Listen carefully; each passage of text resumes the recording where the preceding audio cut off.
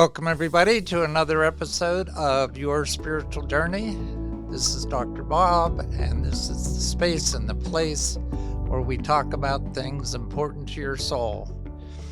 As always, we'd like you to subscribe, support us on Patreon if possible, like us, and leave comments. I'd like you to hang on till the end of today's discussion because I have a very important announcement at the end. It has to do with everything we're going to talk about on this particular episode, which has to do with synchronicity and a trip to Bali, Indonesia. So stay tuned for some exciting things that we're going to announce at the end of this podcast. So today's guest is Susi Kos. She likes to call herself the inventor of free time. This is the highest honor for her because this became her reality, and she dove into an endless summer. She diligently completed a business academy, a communication studies degree, and everything else society deems important for career success. The result of that was an action-packed escape from the predetermined office career her father had in mind for her. So, a fulfilling and successful life can work out completely differently than you expect. Patience is a virtue that she doesn't have, but she has big dreams. That's why her book is about fast manifesting and achieving personal and your biggest goals. Most of all, she wants to inspire you to live your life in a way that may not be great for everyone, but damn great for you. She has proven how the secret ingredient, synchronicity, works, and that her formula works despite all realistic possibilities by manifesting her own dream life multiple times. And that consisted of 12 years living on an island in Bali, owning a 30-meter-long sailboat, millions of dollars, or rather millions of euros in revenue from her own jewelry brand, and her current life as an author in a picturesque Austrian country house. Together with the best man, 3 sweet kids, a fluffy young dog, and an understandably annoyed old cat. Life can be colorful, happy, successful, free, and fun. And that's what she's able to show us how to manifest. So without further ado, I'm going to introduce you to Susi Kos. And later, I'm going to tell you how she's already changed my life. So Susi, it's all yours. Thank you very much for this nice introduction. I'm very happy that I already changed your life a little bit. And yeah, about me, as your podcast is about the spiritual journey, or in this case today about my spiritual journey, I can tell you that I started out like really super normal, like I was born and raised in a little town in Austria. It was nothing special about my family, like just normal parents, not big money in the background or whatever. Religion was not a big deal for us, it's like, everybody else here is Catholic, so you get baptized. I got my confirmation, blah blah. My family maybe went to the church for Easter, so it was never a big deal, but what was for sure good. And for me, it's already as a little child, like as a little girl, when we went on holidays, I had this feeling inside me that not that I'm something special or better than anybody else, but I had this feeling that I'm going to do something great, you know, like especially my dream from childhood on was just like, I always knew I was going to live on a beach. That was my thing. Yeah. But,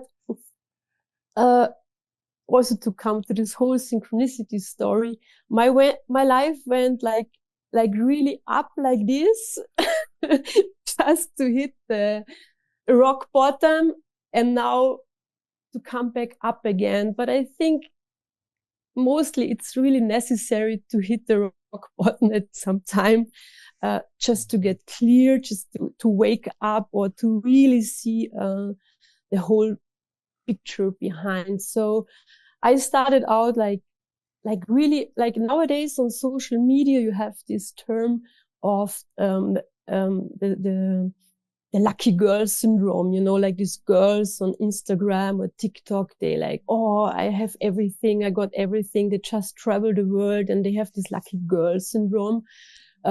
Just everything is falling into place. And when I look back now, I was one of these lucky girls, but not like fake. I just was it, you know, and I always got everything. It's not like in money terms, but whatever. When I went to university, I got the best jobs, like next to the university. I could work at the TV station, but I never ever in my life applied for a job. You know, it came to me just like one girlfriend kind of was asking me, oh, they need one more person. You want to do it? And I was, yeah, okay, why not? You know, so, and then, the whole thing started, when I finished the university, like you told already a little bit, you know, my family was like, really my office career was straightforward, you know, like my father already made an appointment with the director of the bank just to be sure that I get the job in the Austrian National Bank. So other people would like, they would desperate take this chance. And I was like, no, I'm not sure, you know. And then I had another job in the summertime, and I really got a lot of money. And so I went with my boyfriend at the time. I said, oh, just let's go to Bali, you know, like just not to spend the money on something useless, just let's spend it on a great holiday. So we went there, and at the time he made like, he wanted to become a coach, and there was this magic wand question. It was really like that. We were sitting on the beach with a sunset beer, and he was like, oh, let me ask you one question. If you have a magic wand, what would you wish for? So, and I was like, yeah, you know, nice sunset. And I was like, oh, I want to have a ship, you know. And I really, when I made the first step out of the airplane, when I arrived in Bali, Indonesia, I knew I was going to live here. So I said, I want to live here in Bali. I love this lifestyle and I want to have a ship. And he was laughing at me. He was like, yeah, man, everybody wants to have a ship, but is it real? And I was so fixed from that idea. So after the holiday, we went back, and I couldn't stop thinking on like having a ship. So we returned to Bali like a year later or so, really with this idea. And we were looking around in these marinas for like secondhand boats or whatever. And we couldn't find anything, but we met one guy, and he was like, hey guys, you don't need to buy a boat. You're in Indonesia. There are world famous boat builders in South Sulawesi. Just go there and it's really cheap. So we went there, and for sure it was not cheap, you know. It was not like a normal ship. It was, I think at the time, like a 200,000 euro. But man, for a ship, it's not a lot. But for us, it was like an incredible amount of money for a student. But there was this idea. So we started negotiating with this boat builder, and we fixed the contract. So without money, we went back to Austria. We found one bank. They gave us like a 30,000 euro. And so we went back to Indonesia and really fixed the deal, signed the contract without any idea how to get the remaining 170,000. But if I look back now, you know, it was almost naive. But on the other hand, it was not naive. It was just so focused on that idea. So I think we went like to 15 or 20 bank, and we found in Vienna, in the capital of Austria, we found one guy, and he was like, I cannot give you a credit on a boat in Indonesia, but somehow I trust you guys. And he really granted us this credit. And yeah, we went back, and the building of the boat took almost a year, and it was like huge. It was like 80 meters. It's like, I think it's like 78 feet or so. And I wanted to make a cruise ship, just cruising around. And then there was this big tsunami. I don't know if you remember. It was devastating for Indonesia. And at the same time, almost there was this Bali bombing where like, I don't know, a discotheque was blown up, and so many people died. So so our boat was ready and the tourism went down, and like almost all tourists left Bali in a blink of a second. And so we were sitting there with this big boat, and it came, I don't know, there was the first tourists who came back were divers. So we called the bank and say, we cannot make any business, but we need to rearrange our boat to become a diving boat, the liveaboard. So we got again some money from the bank. And because we were the first German boat over there in this Marine National Park, I can only tell you, we bought some compressors, some dive equipment. We put the dive instructor. Me by myself, I never dove in my life before. I was afraid of diving, and I was okay. Oh my God, we have to do a diving course. And I did it. And I can tell you now, it was the best thing that could happen. Like we went up like this. We became the number one. We did this business for over 10 years. I stopped logging my dives, I think after 3,000 dives or so, with like so great experiences. Yeah. And then we sold the boat, and we came back to Austria. I forgot, like this lucky girl. I had everything, like, if you know Bali a little bit, this is like super stylish, high class hippie life, so for sure we had some guest bungalows. We had an Italian restaurant, and cash all the time. But somehow after 10 years, and I got a baby son in between, I got bored of the island life. And so we went back to Austria, and I started like realizing a little bit how lucky I was. And I was thinking, like, because when I came back, I met an old friend, and she was like, oh yeah, people like you can do that, She told me, but we grew up together. We have the same childhood. Our parents are more or less the same. And I started to think, so why was this possible for me? And why she thinks she could not do this? Yeah. And I figured out the only difference was here or here, this is like the feeling you have, or if you can envision it, or if you think it's possible for you.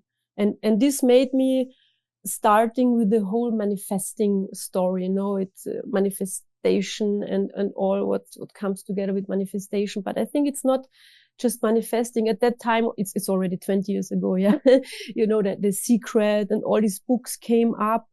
So I really fell into the power of thoughts.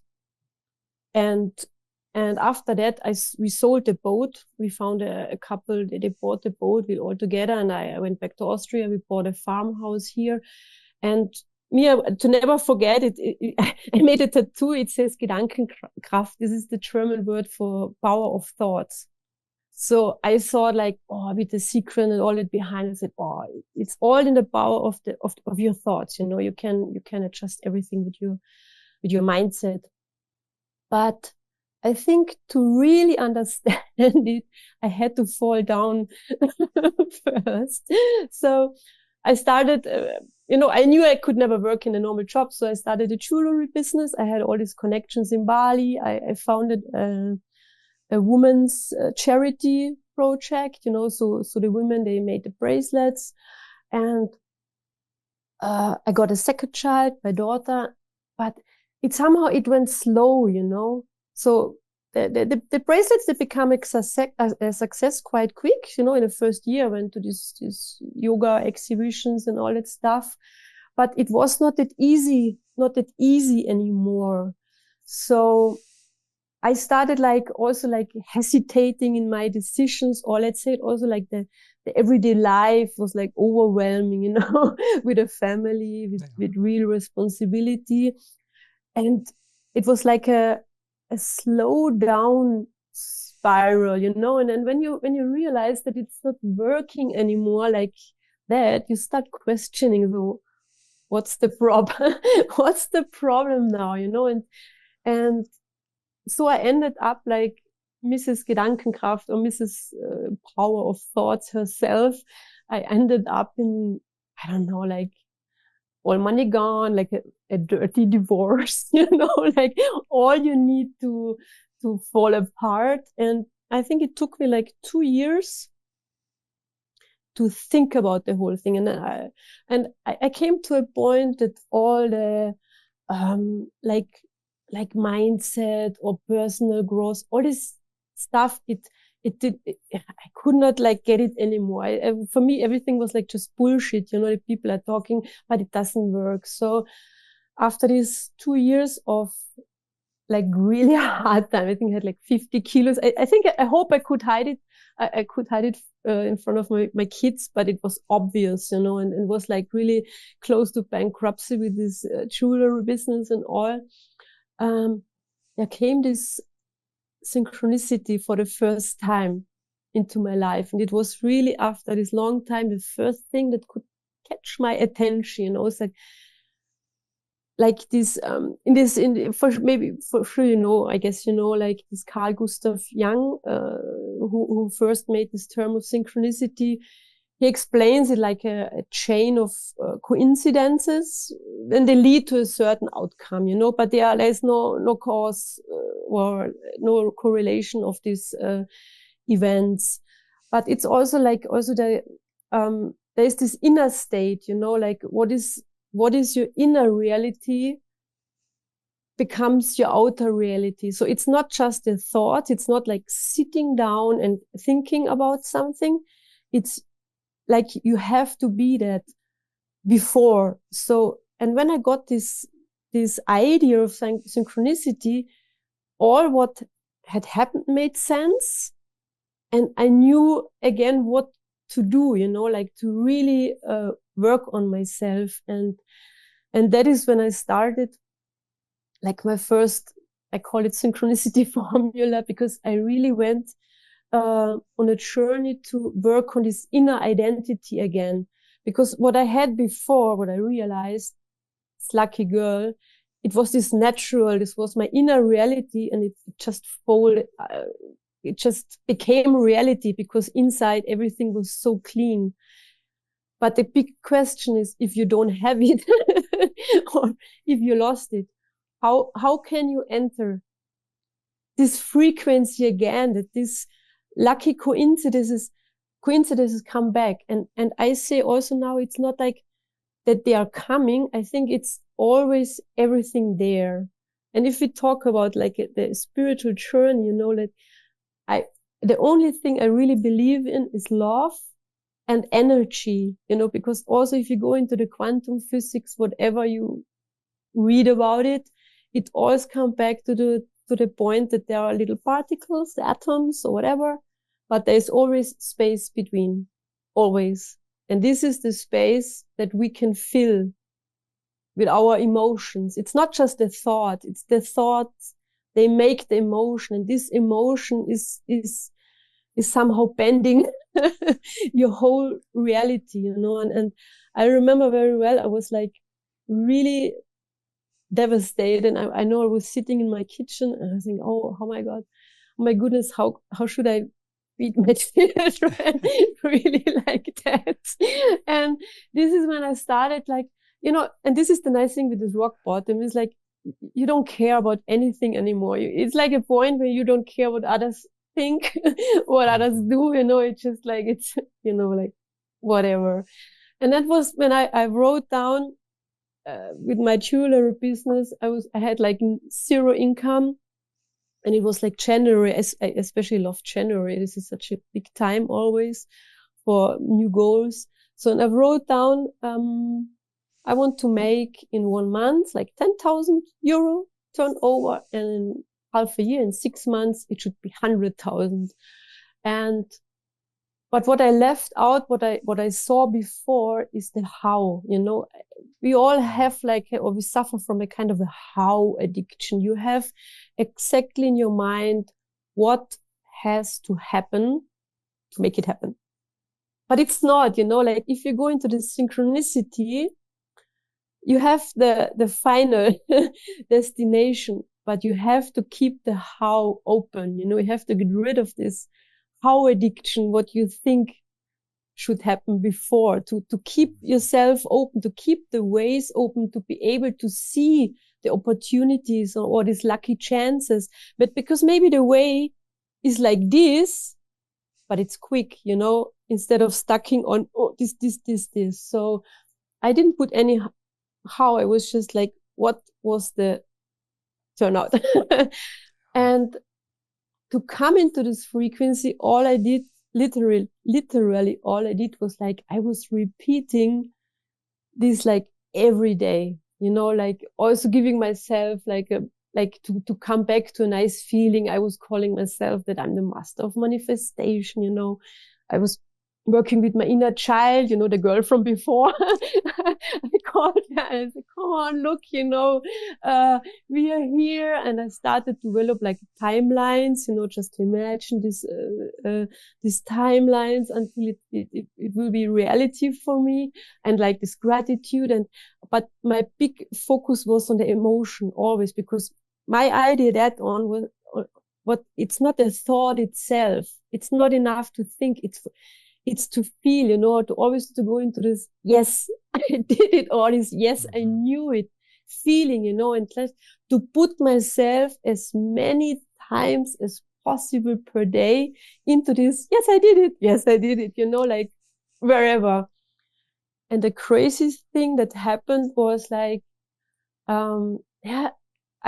started to call around, just to get my online business, because the jewelry brand was an online shop, primary, and how to get the thing started. And I was trying here in Austrian, and the one guy, he said, oh no, I cannot help you, but over there in Munich, in Germany, there is one guy, he's specialized in scaling. So this was the next word, that came to my life. And it was oh, scaling, everything was about if your brand is scalable or not. So I called that guy in Munich, and he said, yeah, what you have to do is Facebook advertisements. And I was oh no, oh no, Mark Zuckerberg and all that stuff, and an expensive agency to put the ads. But then I was thinking, no, somehow it's the same with the boat, with the diving. In the beginning, it's oh no, but you have to give it a try. It's coming to you. And it came from several sides, it was not this one guy. So I was okay, how we can do that it feels good for me. So instead of taking an agency, I decided to learn the Facebook ads, to make them by myself. So I took a 3 months course just to learn it. It was 9,000 euro. I didn't have the money. So I said, okay, we can maybe make a part, pay step by step, and somehow they agreed. And the next thing that happened, Corona came. This was end of 2019, beginning of 2020. So Corona hit the world exactly when I started with my advertisements for buying jewelry online. And it was the first month, it was already more than 10,000. And really in June, we hit the 100,000 euro turnover. And that was crazy, man. For sure, everything came together, but it was again these coincidences. And was also the point where I really started to do it. I made the same after the financial stuff was okay again. I started like my private life, you know. I really, I can. He's in the next room. It's not like manifesting, or it's not like you create a person, but it's somehow you open the doors that your real soul, even your, like soul partner, it's such a heavy word, you know, or soulmate. But, you know, I found him, or it's like it's not that I found him, because I made fun of the whole thing, that because my girlfriends, they were like, oh, you have to go out on dates. And I was like, no, I don't want, you know, I'm not going anywhere. I'm not like that. And I made really jokes about it, because they have to go out. And I was like, no, you know, it was end of Corona. I was like, I let him deliver to my door front, you know, just like for fun.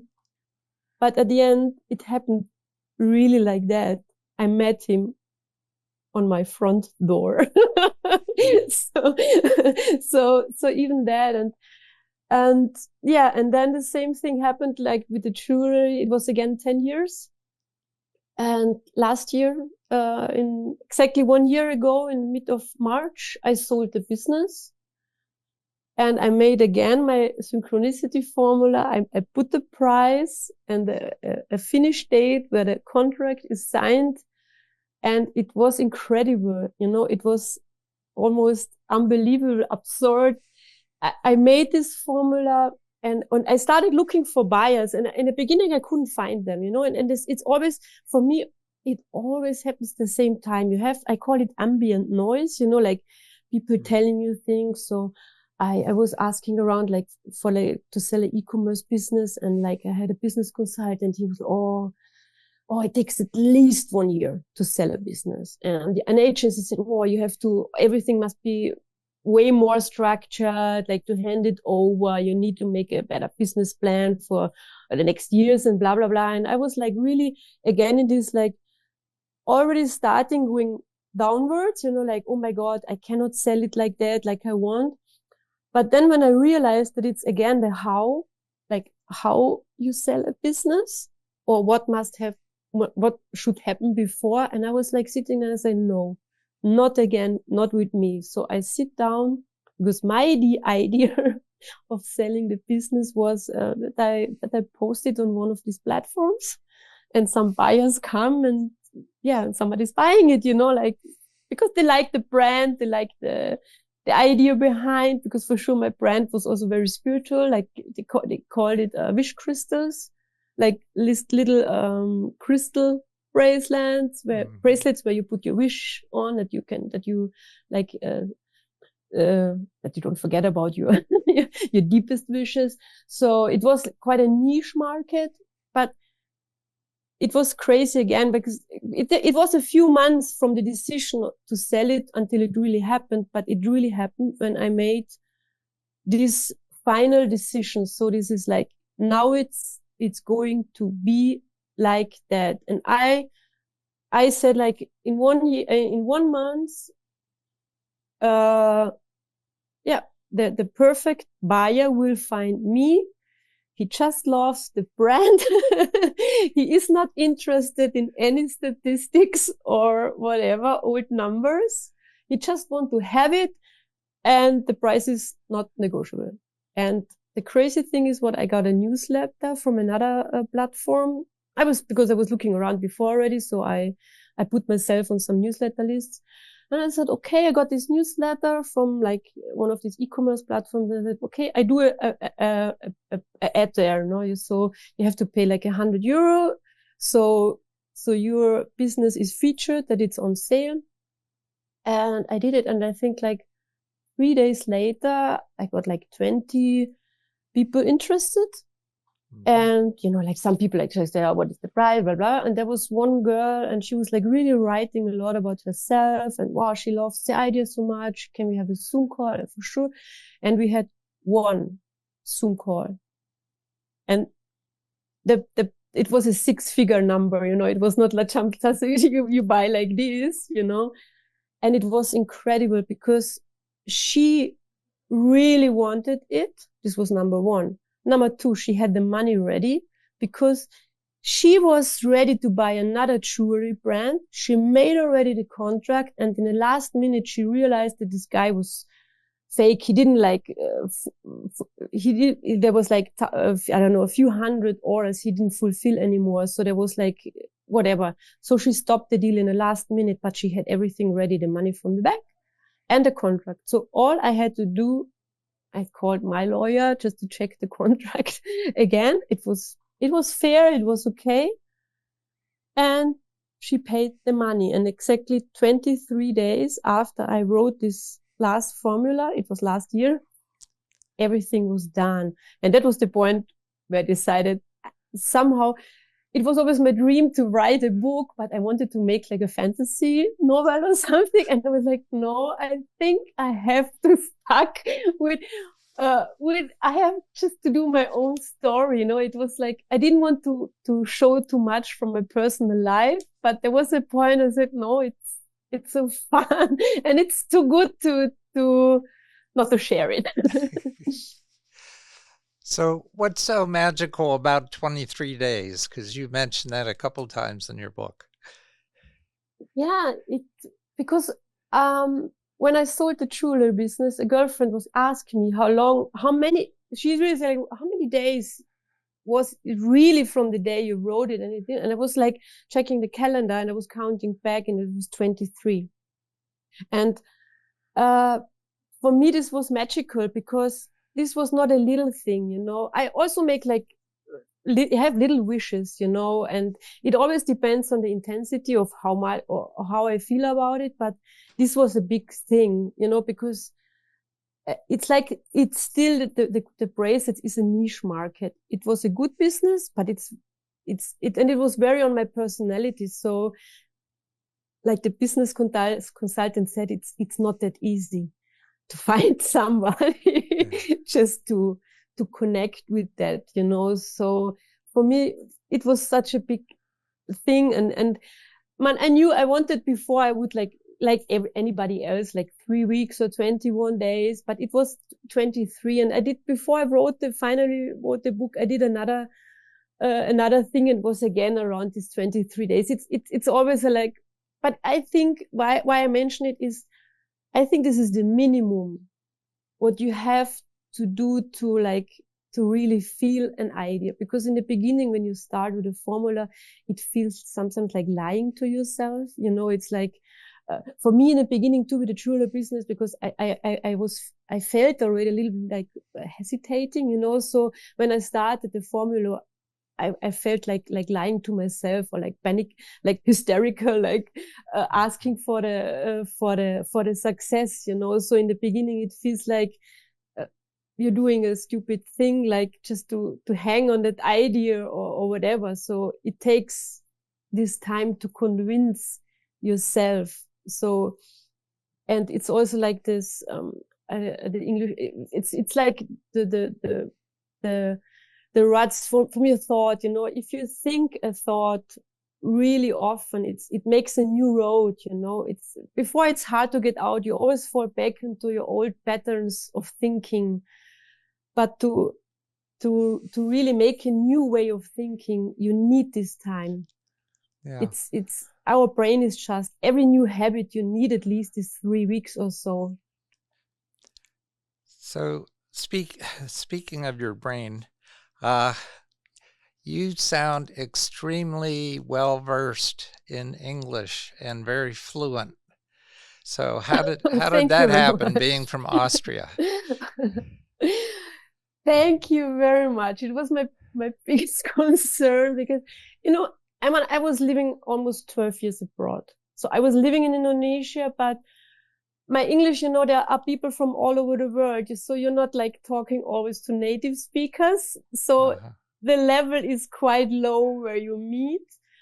And we have a good school system, Austria is on that point, is everybody has to learn English. There's no way around, but the practicing is, for sure, it came in this long time in Bali, but I also have to say I listen a lot to English podcasts and all that stuff. I really like it. And this is my second past how I'm doing. Okay. So I'm not that nervous anymore like before, but I made like my book also audiobook. So I had to listen to it like 2 or 3 times just also to get the terms of whatever quantum retanglement, blah blah blah, so to have it. But like today, I'm 6 hours ahead or so now. I was listening to some English podcasts before just to Okay. Okay. just not like sit in front of you like Well, it's you've done a good job of Thank you very much. articulating the concepts in your book. I guess there are a few things I want to talk about, and then I'll tell you how your book's changed my life already. So you talk about there are a number of concepts that you bring out in your book that I've run into in other books. So conceptually, a lot of what you talk about is familiar to me, but the way that you put it together is unique. And so I am curious to where some of these ideas came from. Are there particular books that you read about manifestation? Did you maybe watch the podcasts with Esther Hicks and looking at that area of manifestation? Your thoughts about your inner child and your future self, and multiple lifetimes coexisting at the same time. These are concepts I've run into in other places. So I'm just curious as to maybe your book reading list of where you got some of these things and then you pulled them together in a very unique way. I think I think it's like the whole life. Or my book is like a toolbox, or it's the quintessence of anything I heard before. I'm for sure, like you said before, but it's really like this is a long time ago. It started with The Secret. I was so happy that finally other people and really scientists talk about it. What I knew already at the time, but I was like, it was more like you cannot say it out loud somehow, that you believe like that. And I was really happy when this all came up, and I for sure read the book. I saw the movie. Esther Hicks, for sure, in the beginning, I was like so happy that finally somebody brought it down. But or like I mentioned also Rich Dad Poor Dad. It's an eye opener, when you realize all the influences from your surroundings, from the media, from your family, your friends. I think like I'm so happy that all those people, they somehow work in the same direction, and I think everybody is right.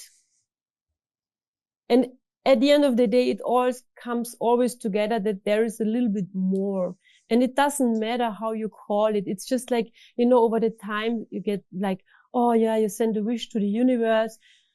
It's getting boring a bit, It's like, because it's not like that. It's not a delivery service. It's not like that you make this wish and it's coming true, because otherwise not so many people would still search for answers or search for happiness. But for me, also with the synchronicity, I cannot even tell you anymore what was the first point. For sure, I also checked Dr. Wayne Dyer. I mentioned, because I mentioned one quote from him in the book, because this is what it's really for me. It's like you work together with fate. But it's also more than that, because it's the energy is, for me, it's like really a frequency. If somebody enters a room, you feel how they feel. If somebody is angry, you feel it. If somebody is happy, you feel it. If somebody is successful, you feel it, and it's like, and also my time in Bali, because Bali is like spiritually for sure, like a center of the world, like so many people go there and not just because of the movie with Julia Roberts. It made Bali really good, because really many women came by themselves. They make a holiday alone just to relax and to figure out who they are. It's a nice development, but it's how to say it, to have this energy going on, or to work with the energy, or be aware of that energy, or in this case the frequency you're in. And I often see that people don't see the chances they have, because you're like, this is what I'm writing about, is self-sabotage, moments. Is just before you hit the goal. It's like there's like something coming, like no, or a little bit of fear here, or this and that. And I think my book, or like you say, also, it's like an approach, and it's maybe not for everybody, but same like all the other books. It's for me, it's this is my toolbox to work with. Mm-hmm. So, and I heard also many like spiritual teachers in Bali. I did so many meditations and all that stuff. But it all, if I sum up everything, it's a frequency I'm sending out, and it's my inner reality. If I think I'm happy, if I think I'm lucky, even if something really unlucky happens to me, at the end it turns out to be luck, and this is a mindset, this is a frequency, this is an energy. And I'm really convinced, because I had a test group, and I really, on purpose, I took like very diverse, very different women, like whatever, a nurse, a teacher, some spiritual, some not at all, and I compare like it we were like calling each other like once a week when they were reading the book. And for some it was quick, but for example, she's a nurse, I think, she was like, she really got the new job offer she wanted, but again in the last minute she's like, oh no, I'm losing. In Austria we still have things like they cannot fire you at a certain level. And she was right on that level, like you have your employment for lifetime. Yeah, we still have things like that.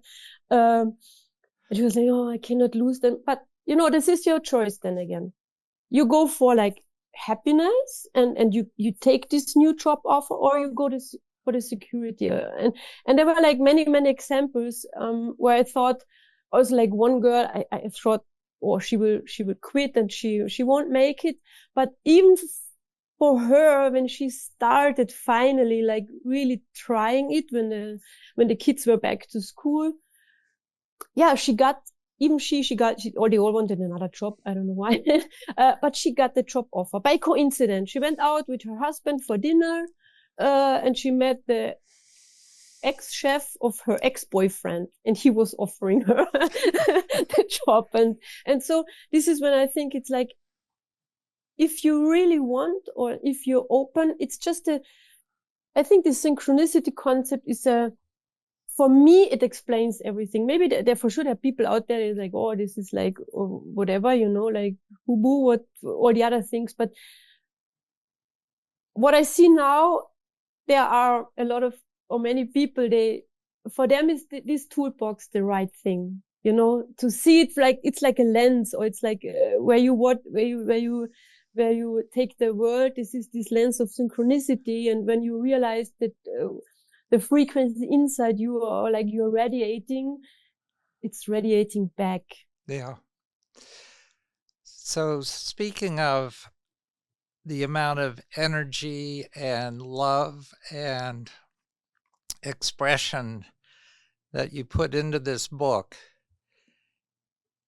it comes through the book, because as I was reading this book, and I want to preface this with, I have been working on synchronicity for the past few months, because I'm working through a book called The Artist Way. I don't know if you've heard of that book, by Julia Cameron. No, not yet. And every week you do morning pages. You write out what's on your mind for that day, but you also pay attention to synchronicities, and you start to fine-tune your ability to recognize synchronicities. And you're writing those synchronicities down every time you run into them. So when I got your book and I'm looking at super synchronicity and thinking about that, so over breakfast, I read a chapter of your book a few pages of your book each morning over breakfast. So I have your book. I'm reading about Bali and how you manifested everything that happened in Bali. And it all seemed very synchronistic. And I look at my phone and there's a text coming through from a tour company that says they've been checking out my work, which is, my podcast, and they think that I would be an excellent person to lead a tour to Bali. And oh my gosh. they want to talk to me about bringing a group of people to Bali. 2 hours later, I get an email from a company that I used to do some consulting for. Not a company, but an organization that represents a group of companies, saying, we would like you to present a paper at our annual conference this year. And by the way, the conference is in Bali. So within 2 hours time, I have all these synchronicities about Bali. So I'm going to Bali. I'm taking a tour group to Bali in May of 2026. So listeners and watchers, if you are interested at all in coming with me to Bali, send me a note through my website, yourspiritualjourneypodcast.com, and let me know of your interest. And there will be an extra benefit for anyone who subscribes to this program on Patreon and wants to go to Bali. You'll have some extra free goodies that will come along with that trip. So I just wanted to say that just reading your book created these synchronicities that ended up with me going to Bali. So why did you want to go there so much? And you spent a number of years there. So as somebody who's never been there, why would you recommend somebody go to Bali? Oh, I'm sure you will love it, because there is such a beautiful energy. For me, it's still in my heart the most beautiful place on earth. Why? You have on one side the biggest Muslim country of the world. So, and they are all like nice people, So, and there's this little island, Bali. It's like a tiny, and it's Hinduistic, and they are so nice people. They do the offerings 5-10 times a day, and they are just nice. You know, for sure, it's Asia, you know, there's a lot of corruption going on, but the people themselves, they are just nice. And I can tell, you know, about all the religions. So we had a boat. I was the boat owner, my work attitude, as you know, I was in a bikini like all the time. We had guests, but we had like 12, 15 guys crew. So with all religions, we had Catholic, we had Hinduistic, we had Muslim, you know, all of them on this little boat, like overnight, this and that. And I can tell you, after 12 years, I never ever had a bad experience. You know, we were all living with all our religions and beliefs. We even had two Buddhist guys on the boat. We all like, it was never a topic. You know, the one was like praying, the other one was doing that. Nobody ever cared. Yeah. And this is, for me, this is such a nice experience when I see what is going on in the world, like also with women or with, for me, I don't know, it never happened. You know, there was never any situation where I say, oh, that was not, I didn't feel well. But I was with them also at night, sometimes alone on the boat. They were always respectful, no matter what. And for me, Bali it's the spiritual navel of the world. Or maybe I don't know, I read sometimes there are like energy lines around the globe.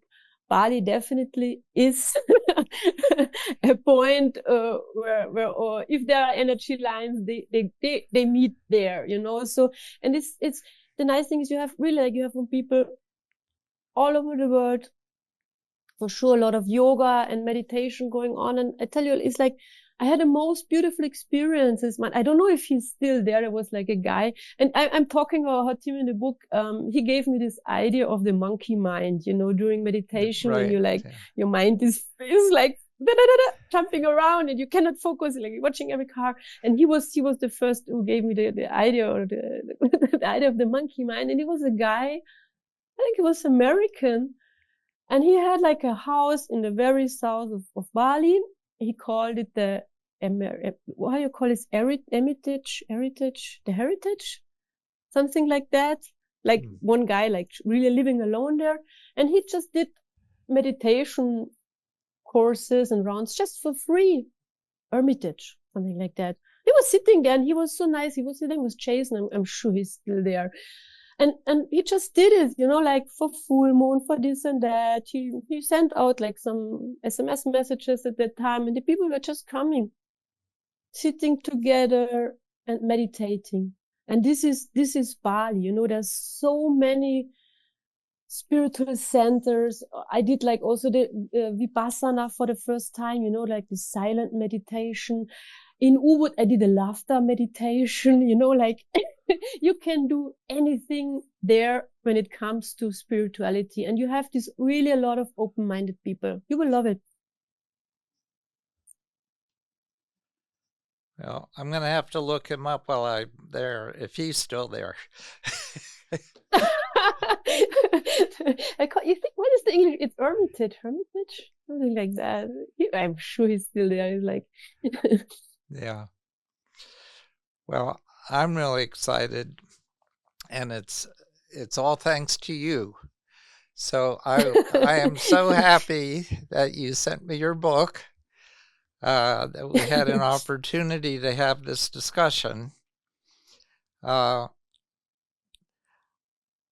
We are just about out of time, and I obviously highly recommend this book and the energy that it provides and what comes through that book. You can't go wrong. So I would like to give you the opportunity, as I do with all my guests, just to leave our audience with a few words of wisdom. You have a lot of them in this book, but this is your opportunity to just say a few words that you'd like to leave them with. I think there's only one thing, is the trust in yourself, or what feels good for you. You know, just really work on that. not just to keep an eye open, you know, what other people put to you, or what they think, what is important. It's like, before every decision, before you make any decision, just take this like one breath, just to feel if it feels good for you, you know, and if it's yours, and just to work always with your emotions, because they are like a, you know, like a radar, the signals, like this is the most important. I think there's no other message. Just trust in you, and trust in your ideas, or what feels good for you, what wish feels good for you, what you want to do is just always take this moment just to listen to yourself, because you know the heart, we all know has more cells than the brain. So I think this trusting in yourself, in your own feeling, in your own gut feeling, heart feeling, whatever, and go for it. Well, thank you for that. So audience, as always, take what you've heard, integrate what resonates with you into your life, and just put the rest on a shelf until you're ready to deal with it. And until next time, this has been your spiritual journey.